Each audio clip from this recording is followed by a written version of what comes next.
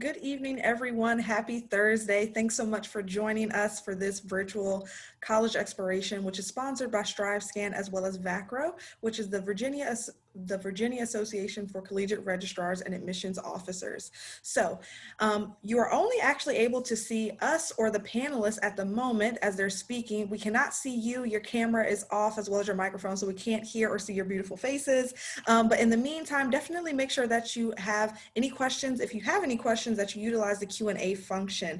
We'll be able to answer those questions privately or just answer those aloud for you. We also really want you all to sign up for future sessions. So definitely make sure you're visiting www.strivescan.com/Virginia to access all of the other great sessions that are coming up in the near future for you all as students, as well as for your family members. And make sure that you share this link with your friends as well to make sure that they're accessing all of this wonderful information. Now, of course, this recording will be available. So if you have to, I know it's around dinner time, so if you have to stop and get a snack or do something for a sibling or family member, this recording will be available for you a little bit later, typically about a week from the session. So you'll be able to access all of that at a later time if you do feel like you're going to miss anything. So again, thanks so much for joining us, and I'm going to turn it over to our panelists at this moment.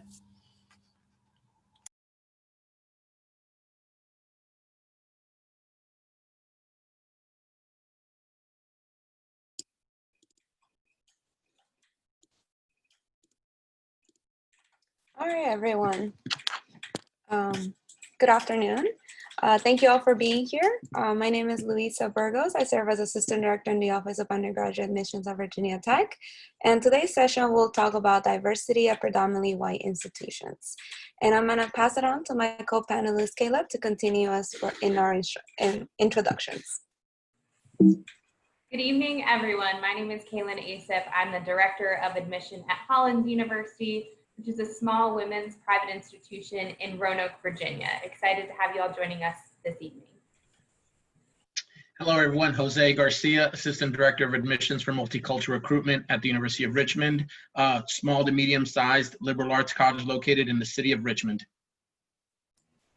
Hi, everybody. Welcome. My name is Allison Umali. I'm one of the Assistant Deans of Admission at the University of Virginia in Charlottesville, Virginia.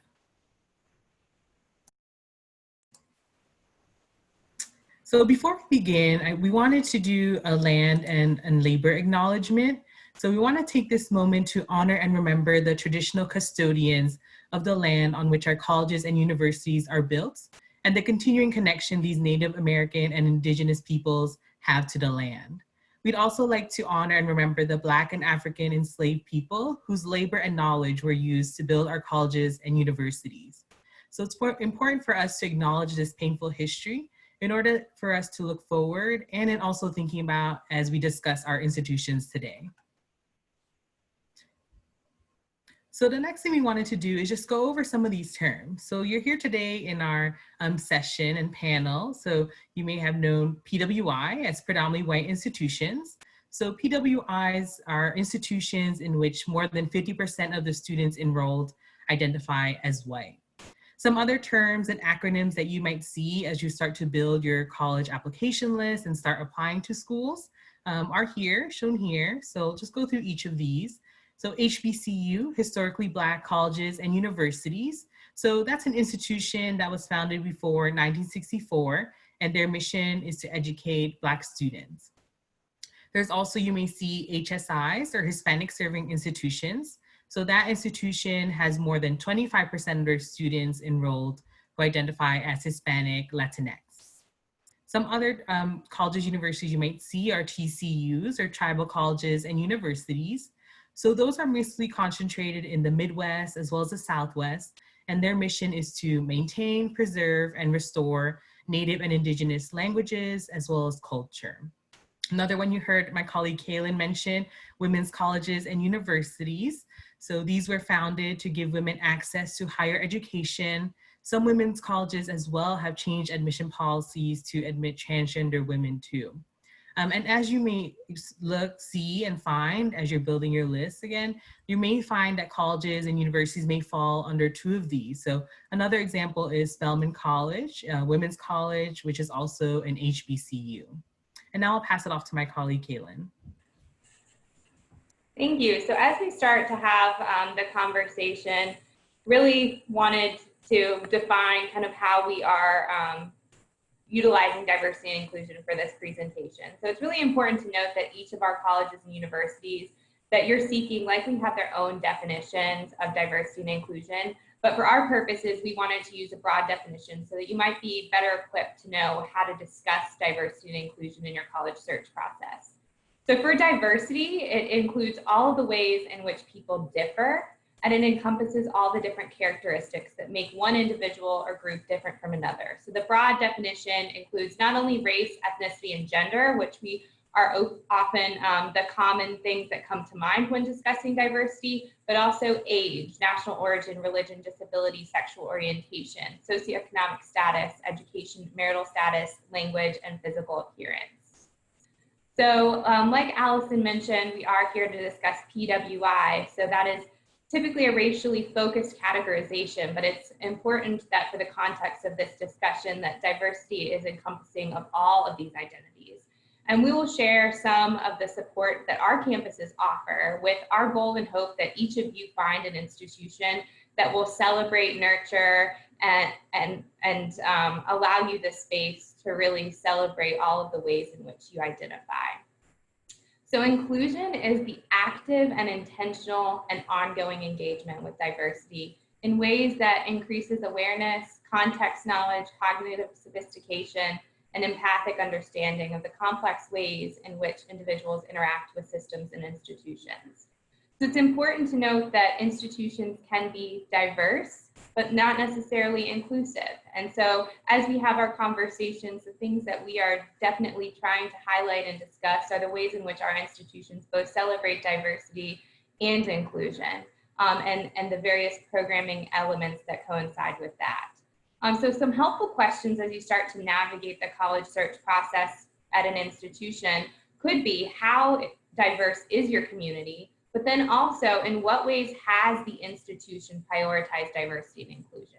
So having these questions in your toolkit to ask admission officers as you're starting to navigate that process. And it's important to note that diversity is what you have and inclusion is what you do. And so we're hoping to show a little bit more of that for you today. So I'm going to go ahead and turn it over to Jose. Thank you, Kaylin. So one thing that's always a question is, why is diversity important on a college campus? And we have some factors here that I think were very important for you guys. One is expanding your worldliness. Guys, the world is bigger than Virginia. It's bigger than the United States. There's an entire world out there with so many people and come from so many different places, so many different backgrounds. What this does, it helps you enhance your social network. So we talk about that is, in life, you're gonna have to work with different people, and not just different people based on just some factors of where they live, but you're looking at ethnicity, culture, religion, whatever the case may be, but you have to work with all these different people. It also prepares you for the future, because in life, in our society, you have to be able to work in a community, in society with different people. So that's a big thing for us. It also increases your knowledge and your creative thinking. So imagine this. The things you learn from a person, the things you learn from other people will help you expand your knowledge, help you expand your education, in turn, make you that much more valuable in your worth when it comes to career paths, when it comes to just being a functional part of a member of society. And the biggest one is enhancing your self-awareness. That is something you have to be aware of, that you are not the only person in this world. There are so many other people out there that will give you so much when it comes to learning and to expanding yourself from there. So I think that's a huge thing. The big thing from that also you want to know is, how can you identify if a campus is diverse and inclusive? And I'm going to pass this on to Luisa so she can give you a little more explanation, a little more background on this question. I was muted. Thank you, Jose. All right, yeah, so as you all saw, there are a lot of important, hopefully, resources we're trying to share with you, right? And we want to make sure that you feel prepared for not just understanding the definitions, but also how to find out.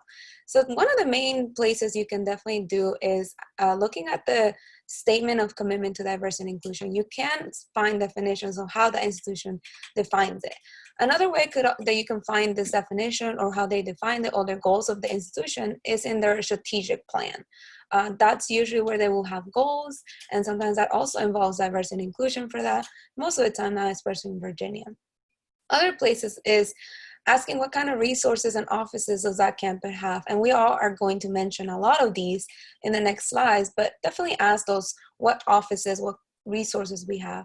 What kind of student organizations and campus involvement do you have for maybe someone like me, right, Latinx student? So just an example, you can ask how you identify and if there are resources specifically for your identity. And what do you see when you're walking around? Do you see people that look like you? Or even in the marketing that you get, the emails, the photos, the booklets that they give you, just, how is the representation there? How inclusive it is? And then campus programs, we're all going to share a lot of different programs that we can offer you. And so I think at the end, hopefully you see we all have a commitment in that, but you want to ask those questions wherever you go. And then also admissions related programming. You can ask, how is your admissions process? How holistic it is? What do you mean by holistic, right? And then last but not least, make sure if you visit, you get a glance as well of what that looks like. Now, also there might be also Spanish speaking people if you need someone that asks for that, or special panels for you to go identify different, for example, underrepresented populations panels, or first generation panels, or LGBTQ panels, like lots of ways that programming can influence that as well. All right, now I'm going to pass it on to my colleague, Kaylin. Thank you.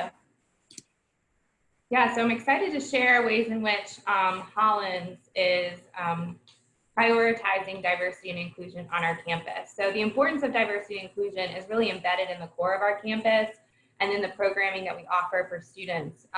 And it's supported to ensure that it continues to be a focus within our community. And that for us really starts at the top. So with our Office of the President. So our 13th president, Mary Dana Hinton, joined our community in August officially, and she is a true champion for social justice in higher education. So one of our Hollins slogans is "Here you belong," and to be sure that every student, faculty, and staff really feels that support on every level of our institution, she really decided to implement and create a new program called Leading Equity, Diversity, and Justice Day, where classes will be canceled for one day in October and the community will come together through various sessions to continue to learn and grow in cultural competencies. So we're excited about that. The Office of Admission, our team really works to try and pride itself on ensuring students have access to information and opportunities that enable you to make a really informed decision about your college choice. So these include a free application for all students, a holistic application review and merit scholarship guarantee that starts at $24,000 and goes up to full tuition, population-specific virtual student sessions. Much like Louisa was saying, we do offer panels, virtual panels now because of COVID, but virtual panels for different student populations like our LGBTQ, our Asian Student Alliance, our Unión de Estudiantes Latinx. So we have different populations based on how you identify, so you can get a sense of what those students experience on campus as well. About 30% of our students identify as students of color, and about 38% identify as Pell eligible. So there are opportunities for you to have further discussions in those areas. And then we do offer visit vouchers for students that are looking to visit so that it is an accessible way for you to see campus. Our Office of Diversity and Inclusivity is an integral office on our campus that focuses more on educating the campus community on diversity and inclusion. And their programs include sustained dialogue, implicit bias training, our Hollins University Working Group on Slavery and its Contemporary Issues. So much like Allison started off, we have a history on our campus, and we're not trying to hide from that history, but learn and grow from that history.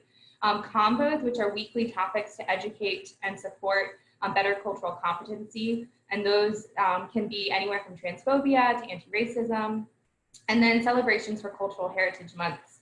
Our Office of Cultural and Community Engagement is the diversity and inclusion student support hub, so to speak. So our associate director works to engage our underrepresented populations through early orientation programs, mentorship programs, cultural engagement, and general support. Our early transition program really is for students who identify as students of color, and it's an early orientation and mentor support program. Our international student orientation program is intended for international students that has a similar programming element to our early transition program. And then this office also supports our cultural festival that's offered each spring. It's a week and it culminates with a Culture Fest recital.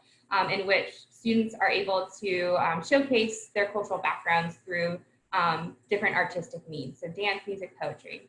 We have a wonderful spiritual and religious life on campus, and we've never been affiliated with a denomination. So our focus is really on interfaith, and our student group Better Together works with the entire campus community to make sure that we're providing this service to students.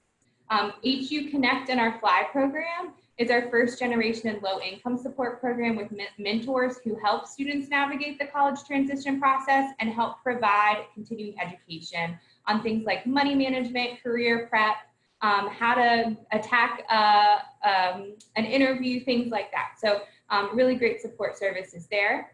And then of course we have wonderful student organizations, and that is really where the student life and where you can make lifelong connections.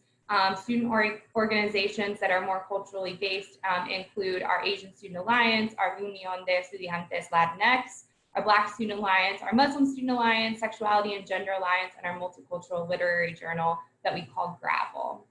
And then lastly, we do have some opportunities for living learning type communities on campus. We call them specialty housing here at Hollins.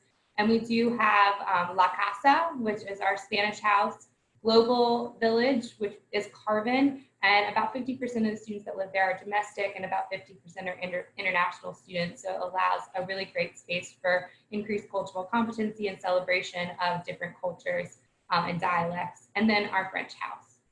So as you can see, Hollins has an array of different opportunities for you to engage and learn more about diversity and inclusion and feel that support within our campus community.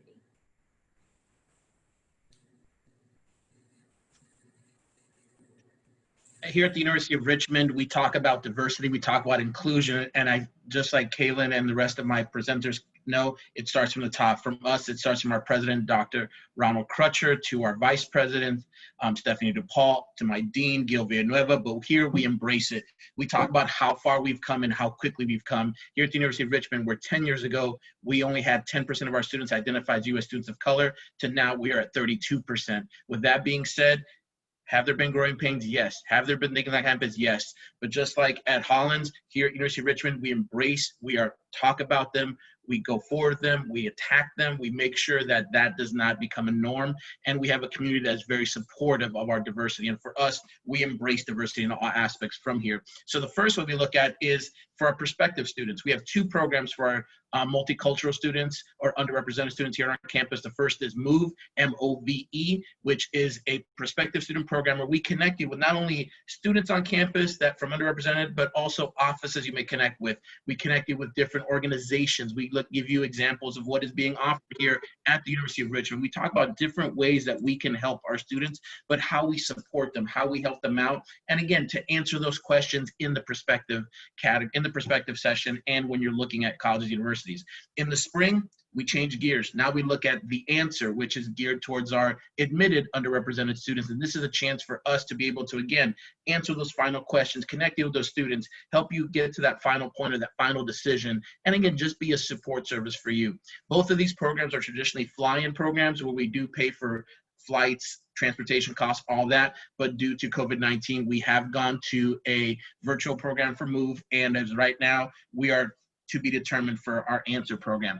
There are a lot of different offices here on campus that can help our students. One is our Office of Multicultural Affairs, or OMA. OMA is a place for underrepresented students to go for support, to have questions, to have concerns, maybe something where they just need somebody to talk to. At the same time, a lot of different services come from there, a lot of different celebration programs, a lot of programming in general, but this is a great place for our underrepresented students to go.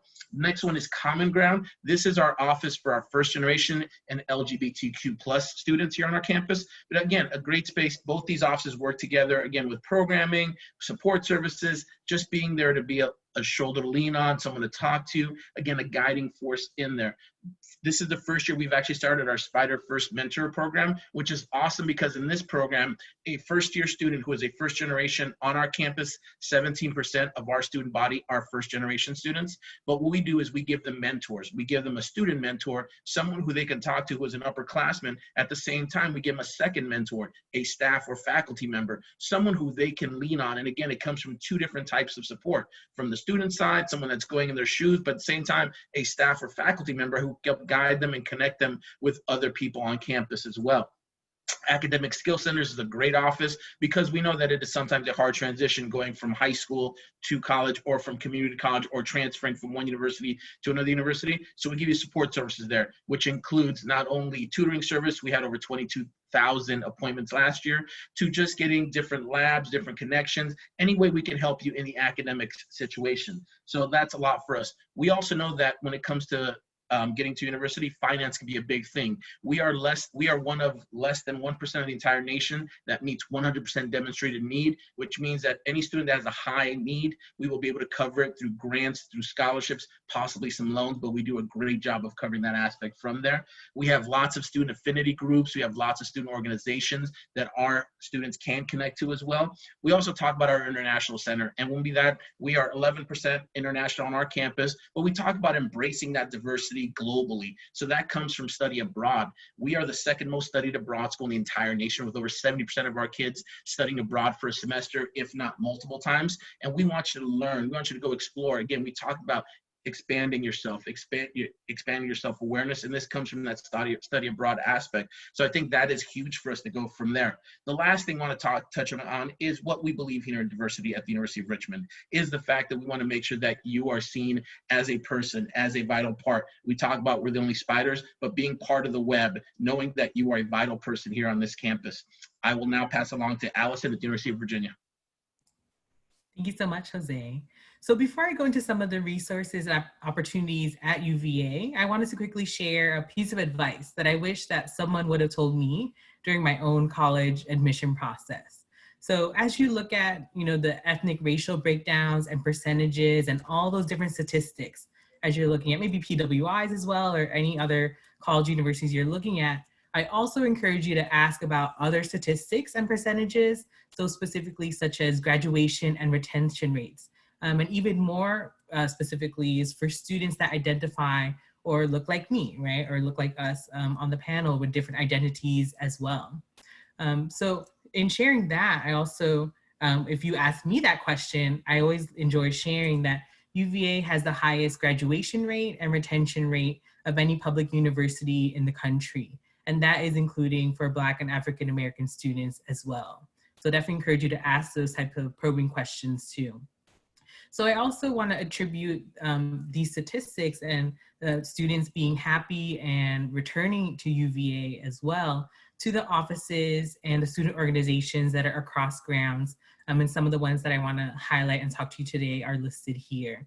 So the first one is the Office of African American Affairs. So students who identify as Black, African American, or from the African diaspora is paired up with an upper class student who's also identifying from the similar background. So you have an upper class student to talk to, even just sharing, what types of classes to take. Should I take it? How's this professor? Or just simply other things that, where should you eat?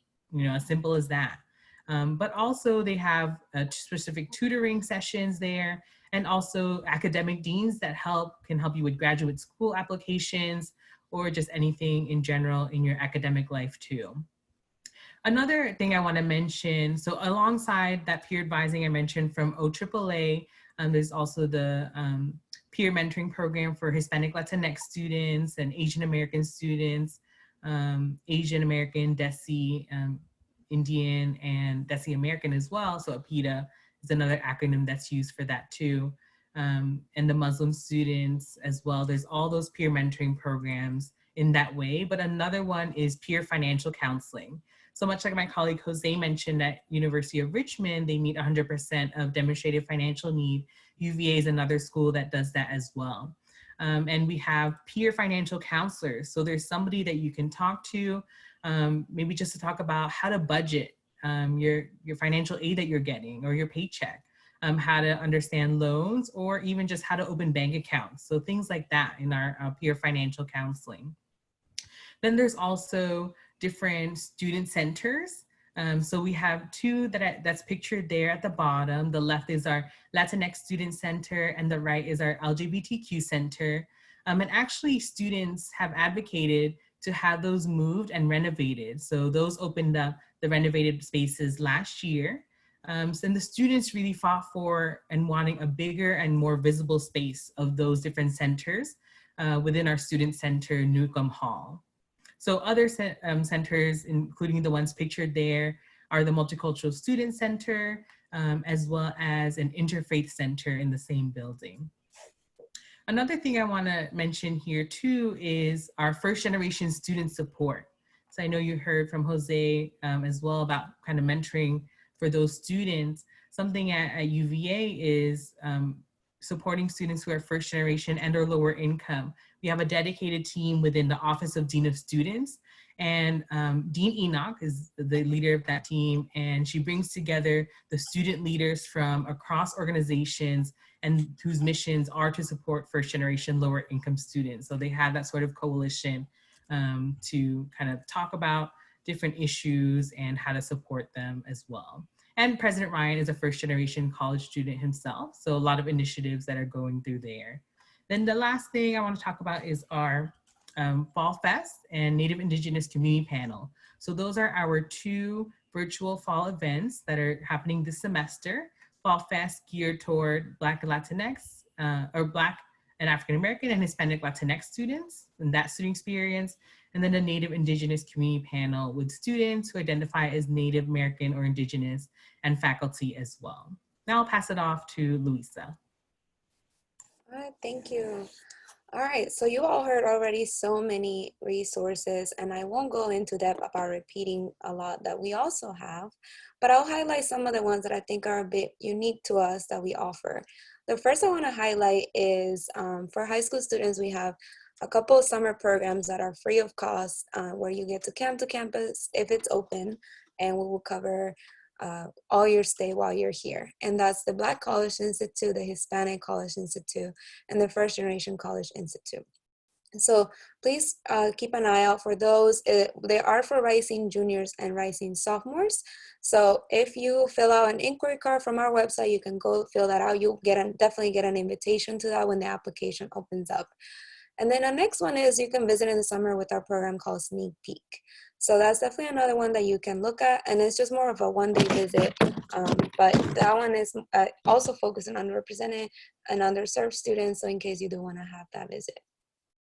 And then in addition to that, we have a couple programs that are admissions related, so for our students to apply, and that one is called Fall Visitation and Campus Connection Day and Gateway. Fall Visitation, it is invitation only, so that one I will say, hold on, you can check our website, but the one that is open to everyone is Campus Connection Day. And we have 3 tracks for that: the African American student experience, the Latinx student experience, and the first generation student experience. This one actually is currently live, so if you wanna look at our website, it is an option for you to apply. And by the end of the event, which is hosted in November 7, you will get a decision from us. So again, lots of options. And then Gateway is for those students that are admitted and decide to visit Virginia Tech. We kind of host you for a day with a current Virginia Tech campus student that lives on campus and so on. So just keep an eye out for those events if everything is looking good for the spring. And then to highlight a couple of resources from us, we do also have first generation student support, the 6 cultural centers that you see on the right there, as well as program called Student Opportunities and Achievement Resources, which focuses on a lot on your professional development, academic support, and so much more. You have counseling, career and professional development, and then the Student Success Center. We also have our Yates Scholars, which are students that purposely apply, and they are basically committed to helping Virginia Tech recruit underserved and underrepresented students. So if you ever want to hear from a student that may identify as your identity, you can email us and we will try to find you someone that you can talk to that is currently a Virginia Tech student. And then last but not least, we also have our diversity directory. So if you look at our website, we have basically a lot of faculty and staff that on their own chose to want to be on our website and as a resource. And a lot of these faculty members are all over. They're professors, they're also administrators, and so much more. And they all just want to make sure they're here to answer questions. They share what their interests are, what the resources are, and as well as their email. So definitely a lot of ways for you to get involved there. And then last but not least, I do want to mention that we do follow our principles of community here at Virginia Tech, which is kind of our commitment as a university to be inclusive and have diversity and appreciate and celebrate diversity. So if you want to look at that, definitely pay attention to that. But for now, I think we all share so many resources and we want to make sure that you all have enough time to ask questions. I'm going to put it on this screen really quick before I stop sharing, just for anyone that wants to save our contact information. But in general, I think you can tell that all of our institutions are very committed to be here for you, and we just want to be able to help. Awesome. So Luisa, there is one question in the Q&A right now that pertains to offering students in-person campus tours. So can we all speak to whether or not our institutions are currently offering in-person tours and visits, or is there a different way in which they can engage? Yeah, and I can start and then we can pass it down. That way we go in the same order we always introduce ourselves. Right now, we're only offering virtual tours, and we do have daily visits, so you can sign up daily. And we do offer a virtual campus tour that is actually led by one of our Hokie ambassadors, which are current students here at Virginia Tech. And then the second option will be actually coming up. It's in the weekend of October 10 and 11. We have our open house, which is kind of an a la carte type menu. So if you want to basically pick and choose what sessions you want to go, and you sign up and you make your own schedule. So those are our options right now. We will let you know if anything changes in the future. Awesome. Oh, go ahead, sorry, my fault. Oh, very good. So at Hollins, we are offering private visits at our institution. So up to 3 families per tour time, but each tour is private. So there is one ambassador to each tour group or tour family. We do require that before you arrive to campus or as you're arriving to campus that you complete a health inventory screening.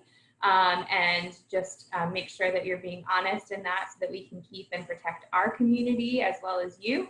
But we are offering in-person tours, and our visits also coincide with an opportunity to have an interview with an admission counselor, and more of an informational interview.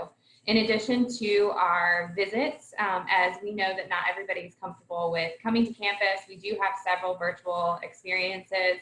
We have admission overviews that are offered every Wednesday, either at 3 or 4 p.m., depending on the Wednesday, as well as one Saturday admission overview each month.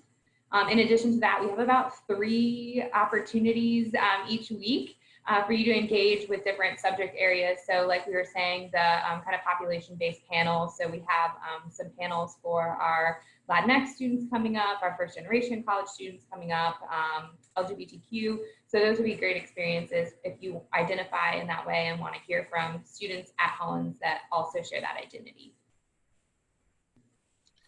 Here at the University of Richmond, right now, we are offering virtual tours as well as virtual information sessions. These are conducted every evening at 6 p.m. Eastern time, and these will consist of a 10-minute information session from an admissions officer, followed by a 30 to 35-minute live tour from 2 of our student ambassadors. You might know them as tour guides, and then after that, some question answer period. If you right now, again, for our campus being closed, just closed to visitors, just for our faculty, staff, and students. If you do want to drive through campus, we do have a driving tour campus tour, which you will actually drive through campus, stay in your vehicle, you go onto our website. We actually have audio recordings for certain parts of campus. So that gives a little bit of options as you can check out the campus, but again, not being able to enter any of our buildings, again, restricted just for our students, faculty, and staff. And just like at Hollins and Virginia Tech and all institutions, we do offer lots of programming. Check our website, definitely be able to see from there. Alice. Thanks, Jose. So at UVA, similar to kind of the setup that Jose mentioned for their virtual information sessions, we do have that Monday, Wednesday, and Friday. So about 15 minutes from an admission dean, and then 15 minutes from our student interns, and they do sort of a photo tour presentation, and then a Q&A, question and answer at the end with all of those individuals again. And then also, we have a virtual tour that our university guides put together. So you can like watch on your computer, and it's as if you're there walking with a student tour guide all through your computer at home or wherever you are. And you could do that at your own time and whenever you'd like. And then also we have in our Fall Fest, similar to what Louisa shared for their open houses. So for Fall Fest, there's going to be a lunch chat period where one of them is going to be a virtual tour option. And we'll have students stationed in different places, like the ones I mentioned earlier, like the Office of African American Affairs, the Multicultural Student Centers, First Year Housing area. And then they're going to kind of log in on that Zoom platform and talk to you a little bit about the place there. And actually, they'll be right in front of it. So it's similar to that, so you can actually see it during then.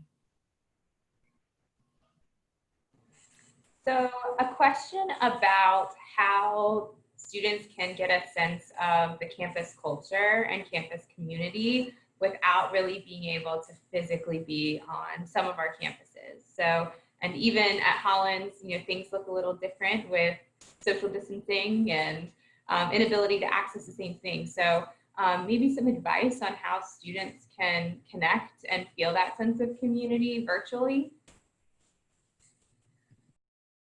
Yeah, I think we can all answer, but in the meantime, I still want to encourage everyone in the audience to please ask questions. We are here and we're gonna use all of our time because we have so much to tell you, but we do want to make sure we can answer your questions, all right? So I think a couple of ways that I mentioned a little bit was we do have students that want to help and talk to you because they remember being in your shoes not long ago. So I think that's the main thing, to reach out to probably all of our offices, connecting you with the student. Maybe you can't be there physically right now, but trust me, there are a lot of people in the students that want to just help and be a resource. That would be my tip. Yeah, and I'll plug social media in here because we don't organize our student organization social media. So that is completely run, self-run by our students. And so I think that that's a really great way to connect and see what opportunities and what experiences our students are having. So I know that many of our institutions have specific Instagrams for specific groups on campus. And so finding those handles and connecting with those organizations and clubs so that you can get a sense of the student community is one piece of advice that I would provide. I would definitely echo the same thoughts and definitely use every option you have. There's a lot of great virtual connection pieces that you can reach out to students. Again, it's always one thing to hear from us as staff members, but it's another thing to hear from the current students of why they chose that institution, why they stay there, why they love it there. Also talking to alumni. You see a lot of connections you'll see with alumni associated from there. So I think the big one is just connecting that. One thing we do here at the University of Richmond is called Spider Chats, where you are able to virtually connect with either a current student who you can actually choose by major and by where they're from, and also connecting with a local alumni member in your local area that you can talk about with them of why they chose Richmond, but also career path-wise. But again, the big thing is connect. Find those people, ask those questions, because the worst thing you can do is not ask that question. Yeah, at UVA, we have our summer, or not summer anymore, they were in the summer, but now they're for the semester and the year. But our student interns, what they do is they hold sort of office hours or drop-in hours, similar to like a professor or teaching assistant would do in a virtual space. And then that's a good way to connect one-on-one. I know we have the information sessions with larger groups and with others, but this is a way to get that more one-on-one connection. Yeah, and if you all could also share some advice just about the college search and college admission process. I know for some of us, it's been a few more years than others probably, but as you were navigating that, what were some key kind of ingredients and things that you were looking for? All right, this will be a round robin, 1 minute. So I think I'm actually a first generation Latinx student, so I did have a lot of barriers that hopefully, I think at least makes me very passionate about helping students in your shoes. And one thing I didn't pay attention to, and I wish I did, was renewable scholarships, the word renewable. I think a lot of us at that age, we get kind of tied up in that financial aid package and all those numbers and subsidized, unsubsidized, what is all that? I think just pay attention to the renewable. Renewable, all it means is that they're going to be there the next couple of years as you're a student. Now, And that plays a huge part on that. So I think that would be my advice. And the last one would be just reach out. Just reach out. People want to help more than you imagine. Awesome. So I identify as an LGBTQ, and so I was seeking a community that would be really inclusive of my identity and where I felt like I could really thrive and feel like there was no judgment. And so that was a space that was really important to me, and not just feeling like I was incorporated, but also celebrated in the community and not just a number. And so I really found that space, and I'm a Hollins alum myself. And so I found that space at Hollins, and I really would encourage you to really think about the things that are really important to your college search. So there's always, as I was starting to navigate the process myself, I really started to divide the needs versus the wants.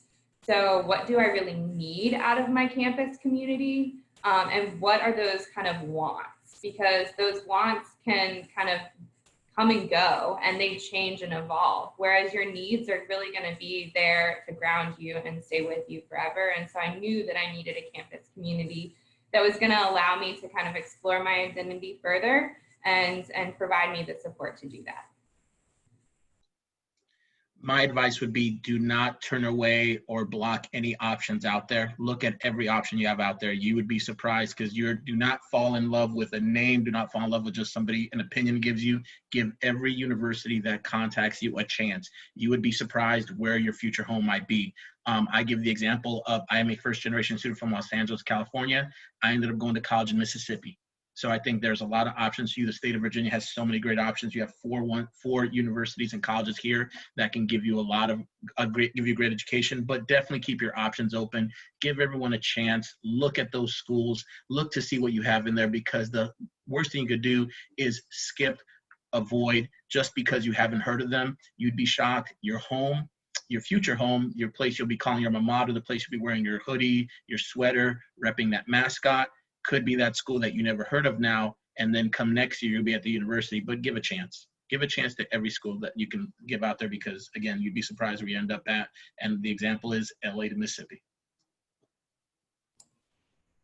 Yeah, I think my pieces of advice would be, so I identify as someone who's Asian American, as well as specifically Filipinx American. My family are immigrants from the Philippines. So being a child of immigrants, there was that pressure to feel like I have to make sure I do everything on my own, make sure that my parents' sacrifices and family sacrifices are worth it in the end. So I chose to kind of go through my process by myself. So I would encourage you to find, at least one person that you trust and you can talk to, because this is an overwhelming process. So you have us as admission people to talk to as well. Ask those questions, reach out, your teacher, a mentor, a best friend. And speaking of that too, take into account what your parents and family and your friends say in terms of, where they think they want you to go, or what they think they want you to study or pursue as a job or career. But just remember that at the end of the day, you're going to be the one at that college, at that university, pursuing that major, studying. So take their advice into account. But again, just remember, at the end of the day, it is your decision, and you'll be there at the end of it all. So as Kaylin said, just always reflect on what is important to you, and then you may find your match that way as well. Last chance question. And I think I want to follow up just quickly on what Allison just said, because it made me reflect that we oftentimes use the term best fit for discussing colleges and universities. And I think best fit is different than perfect fit, right? And so there are so many colleges and universities, to kind of go off of what Jose also mentioned, that could be a really great fit for you. And so keeping your options open, because a number of schools could fill the voids and could support you in the ways that you need to be supported. So just keeping those options open and knowing that it's okay to want to pursue a couple.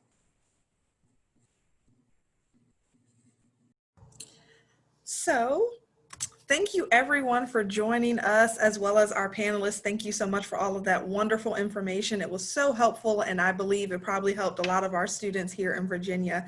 So students and parents and other admissions counselors or school counselors that are joining us, once I do exit this Zoom, it is going to be a quick survey that's going to pop up. It's just 4 questions. Please do fill that out for us. Again, I encourage you to sign up for additional sessions by visiting www.strivescan.com/Virginia, as well as this recording will be available. Again, it was so much great information. And if you want to reference it a little bit later, you'll be able to do so at that exact same website. So again, thank you so much for participating.